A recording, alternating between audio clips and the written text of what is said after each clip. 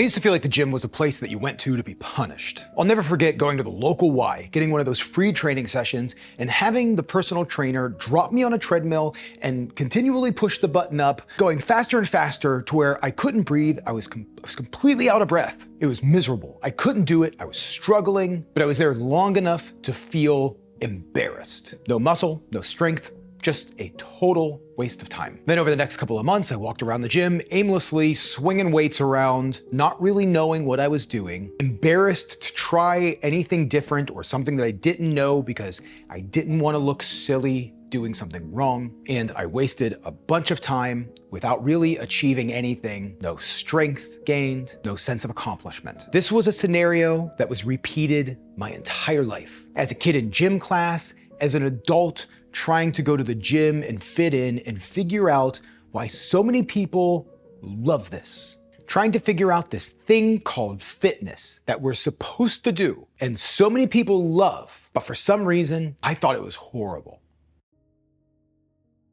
I want to talk a little bit about motivation. I'm 45 years old. I'm currently training to run my 4th marathon. Currently training for the Berlin Marathon. If I can go back in time just 5 years and tell myself, hey, within 2 years, you ran the Chicago Marathon, the Boston Marathon, the London Marathon, and now you're training for the Berlin Marathon. There's no possible way I would have believed it. No way at all. My whole life, I couldn't figure out runners. I couldn't understand people at the gym. They were doing this thing on purpose. They seemed to enjoy doing it for the most part. They were funny to me. It was comical. As my mom always kind of says, it just seems like torture. I get it. You lift until failure. You run till pure exhaustion. Sometimes you run so far that your brain tells you that you're getting like a high. That was insane to me. It can't be healthy. It's not good on your joints. There's so many excuses. But if you want to be fit, if you want overall muscular health, not just thin, not just losing weight, but being healthy. Most institutions regarding health recommend lifting weights or doing some sort of resistance training at least 2 times a week. You will build strength, you're going to protect your joints, and you will improve your overall health. So how did I actually become that person? What was the thing that finally made me stop quitting the gym after 40 years of trying and hating it? So there are 5 things. I'm not gonna make this a list, but there are 5 ways to reframe your mind that will change your core and your overall feelings about fitness and health and going to the gym, which can change your overall life. My life is completely different now. So I want to jump back in time for a bit because to explain all of this and for it to hopefully hit, there needs to be some context. If you don't follow me, I've lost over 110 pounds with diet and exercise. I've learned nutrition and I'm currently studying to be a nutrition coach so I can more diligently help other people. I was heavy my entire life. My whole life I was a large kid, I was a large teen, and I was a pretty large adult. I've told that story a couple of times. I can link the playlist below if you want to hear the entire outline. But quick version, I was an out of shape kid. I was the chubby kid in gym. I couldn't climb the rope. I hated it. I hated gym class. I hated every minute of it. Going through that in my childhood was just a total embarrassment. I played a little bit of sports, but I hated those too. And as I got older, I kind of gravitated towards the marching band. Throughout my late teens and into my adult life, I yo-yo dieted multiple times. I would try the fad diet, the 90-day challenge, the extreme. I would lose a bunch of weight. And then once the diet was over, I would immediately gain it all back, sometimes plus some more. That story might resonate with some of you. I know I've talked to a lot of people that resonates with. Part of that diet structure, that yo-yo dieting structure, was getting the motivation, going to try the gym. But honestly, most of those attempts at the gym was just a big waste of time. I would go, I might walk on the treadmill for a little bit, I might try to jog for a minute or two, nothing extreme. I would maybe swing some weights around. I wasn't really pushing to failure. I didn't really even know what that meant. So because of that, I never really fell in love with it. I wasn't going consistent enough and long enough to where I actually saw any results. I never was able to get the motivation or the inspiration to try a little harder and push harder to see even better results. So to get to the point to where things changed, it was a evening in January of 2023. I was flipping through Netflix. I saw a documentary called Stache. It was just a story between Jonah Hill and his therapist. I actually never watched the entire thing. I only watched a few minutes of it. In the beginning of the documentary, the therapist said something that sparked something in me. He believes most people would be 80% happier if they just worked a little harder on their family and friendships, being in a community, worked on their creativity, either drawing or painting, or even just journaling, just getting the thoughts out of your head, whatever they are, in whatever form it takes for you, and working on your health, spending just a little bit of time on you. He really broke it down, but overall it was those three basic cores. Life wouldn't be 80% easier. All of the problems of life still exist, but because you are investing in yourself a little bit more, those problems are easier to manage. But I wanted to get out of that. And I talked to Monica, my wife, about just joining her for a yoga class. I thought that would do a couple of things. It would get us into a community, meeting new people. I would be active. So I just thought that would kind of strike a couple chords. Monica took me to it was at Orlando Power Yoga, and it was a hot power yoga class. I didn't know what to expect. I just thought all yoga was nice and flowy and you just stretched, and I honestly figured it was gonna be kind of boring, and I was completely wrong.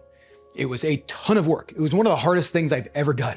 And I didn't even make it all the way through the class. I actually kind of lay down in a pool of my own sweat on the mat. I couldn't breathe. I couldn't finish. It felt insane, but it wasn't being pushed to do something that I didn't want to do, like the treadmill. It was being in a group of people that were all doing the same thing and doing it and getting through it. And at the end of that, it felt incredible and I was hooked. But we couldn't do that every day.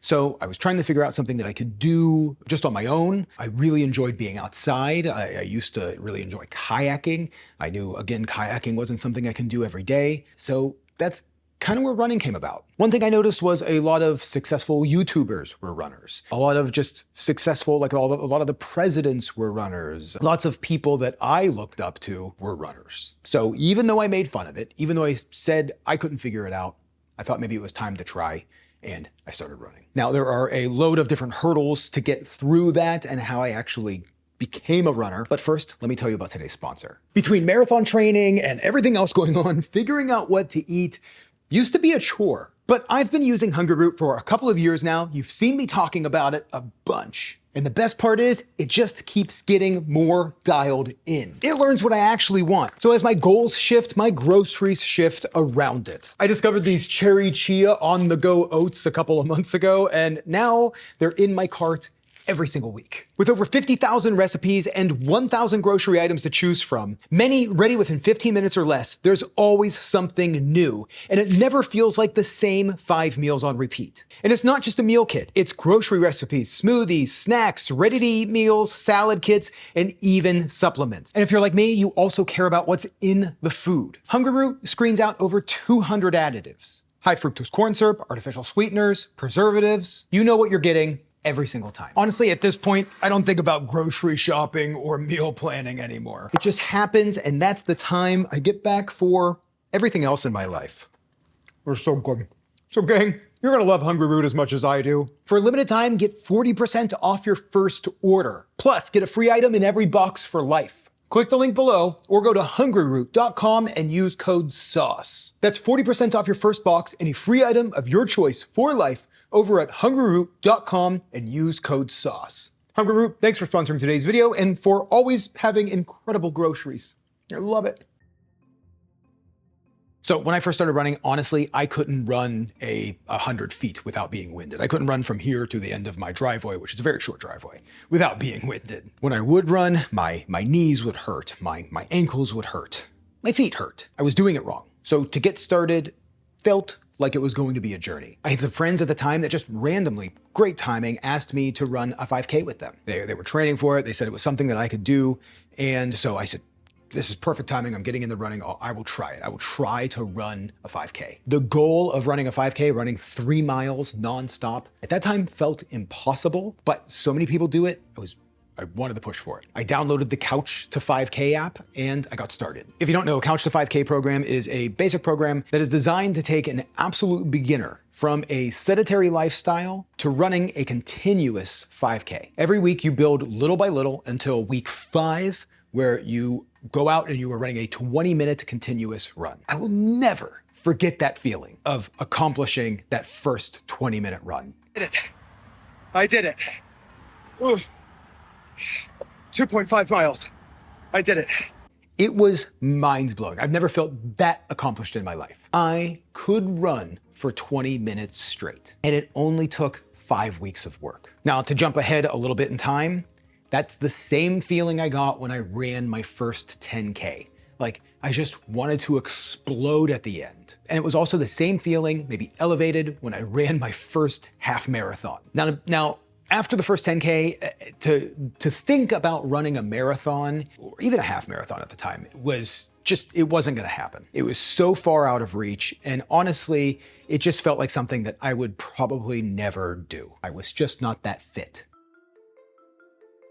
In between that first 5K and the 10K, there's a little bit of a story shift. I actually joined a run training group. I got around some people that were all training for the same thing. Now, unlike a normal run club where you just go out and you run like a basic park run or a 5K or 2 miles or 3 miles or maybe even 5 miles, with a run training group, you're all training, structured workouts, drills, skills, you're learning to run. It was a blast. And it was also incredibly rewarding because I was learning new things. I was becoming faster and I could actually see the progress happening. But I was surrounded by people who I felt were incredibly fit from all different lifestyles. They all signed up for this thing to get a little faster, get a little fitter, maybe meet some new friends, but realistically to work on themselves. Everyone was there to run, but everybody had a different reason why, really. At that point, I still wasn't like an active gym goer. I still didn't really consider myself being a very active or fit person, but at the time I still didn't really care about lifting weights or taking anything further. After that first 10K with that whole group, a group of the people there, probably some of the fitter people, the people that were way stronger than me, were starting to train for the Jacksonville Marathon, and they asked me to join them. I just ran the hardest race of my life, 6 miles. It was so out of reach. There's no way I could make that happen. But what if I could? There wasn't much separating me from some of those other runners that were training for this marathon. It was maybe just a little bit more work, focusing a little bit more on myself. I was already seeing some of the reward. And when they asked me,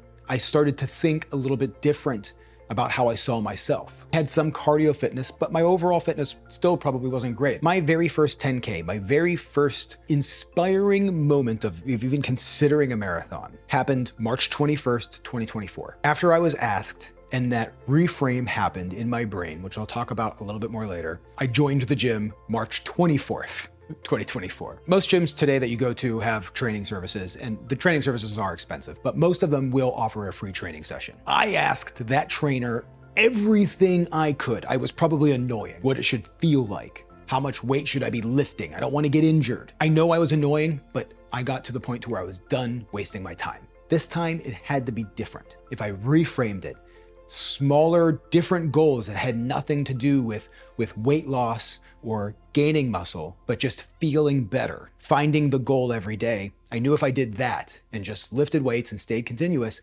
over time, I would see the results, just like I saw in running. So it was gaining the knowledge, learning how to do the workouts without feeling silly or feeling out of place or feeling like I'm probably doing it wrong and this is embarrassing. Learning really that no one there cares. Everybody's just doing their own workout. You lift what you can, even if it's smaller weights than what you feel like you should be lifting. You lift hard, you work hard, and over time you'll see the difference. I learned how to take breaks in between, so that way I had better sets and reps. Kind of like how I learned with running, I had to slow down so that way I could go farther. And the farther I would go, the faster I would get over time. All of the same ideas worked with weight loss, worked with running, worked with weightlifting, taking your time, going a little slower, and putting in the effort for the long term. The tortoise and the hare, really. I think the separation of knowing what I was doing, having the confidence to just go in and be okay with what I was lifting, allowed me to progress, which was a huge hurdle. I love the feeling you get after you have a good workout at the gym. I would always feel more accomplished after I got my workout done. And that's not a feeling that I used to have. I know it's a silly quote, but knowledge is half the battle. And I found that true with weight loss, fitness, running, and lifting. So the 5 things that I talked about earlier, the point that changed my life, shifting your why. Going to the gym to get fit for the sake of getting fit is going to turn into going through the motions for a result that is going to take a long time. It is a good goal to have. It's a good reason to go, but it's not a result that you can really measure in a single measurement, and it could be discouraging. If you can find an immediate reason, mental clarity, mood boost, stress relief, step away from that feeling of punishment for a reward, like you feel like you have to do it to get to this point, you're going to want to go more often. Getting fit was the byproduct of the goal for feeling more alive. 2, expand the definition.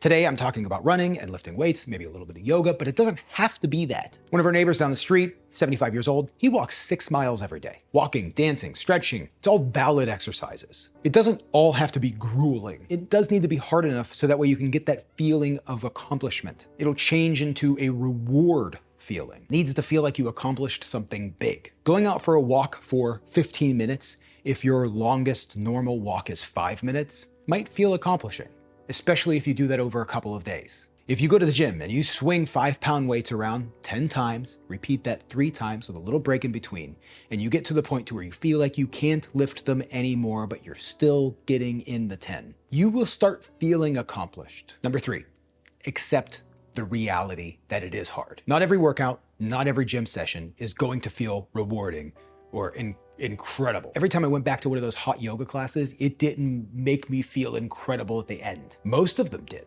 A lot of them did. There will be periods, many in a row, where you just don't feel great. But knowing that as long as you keep going, there will be more reward than there is grueling effort. 4th is reframing the metric. That was a big one for me. Everything I did before was based on the scale. Did I lose weight from this? Was I burning fat? What if it was about doing things you can never do before and working towards doing even more of them? That was the best thing I've ever done in my life. When those are the metrics, there's going to be far more victories than what shows up on the scale. Maybe the scale doesn't move in the right direction, but you feel so much better. And the difference is over time, you are going to feel better. You're going to be motivated to do it more. And the things that metric on the scale will change. You will get fitter. You will get in more shape. It just takes a little bit longer with those hundreds of little wins all in between. So in a year or 2 of doing it, you're going to start seeing your muscles pop out more than they were. And you just might notice it one day, where if you were looking for it constantly after every single session, it's going to be tough. Now, the last one kind of wraps all of them, which is finding the reward. It's retraining your brain for what is now considered pleasure. Through repetition, your brain is going to associate this physical effect of moving with the immediate reward of feeling good. It takes repeated times. It's not going to happen the first time. But when you get that first effort of feeling good, that first yoga class where you just worked as hard as you possibly could and you feel incredible, the first time you run that 20-minute run, the first time you finish a 6 mile, a 10K, all of those individual times of accomplishing that, your body's going to start saying, hey, physical effort leads to these rewards. So now it feels like it's leading towards something good. That kind of changes everything. And fitness can become your life. It doesn't have to become your identity. You just end up with a healthier outcome in the end. Gang, if you enjoyed this video, I want to make more like these. I was able to change my life and I want to share everything I possibly can to help you change yours if that's what you're looking for. Please click the subscribe button, leave the comments. I would love to hear where you're at. I'm hoping that everybody stays cordial and the comment section is kind, so please help motivate each other. I will see you in the next one.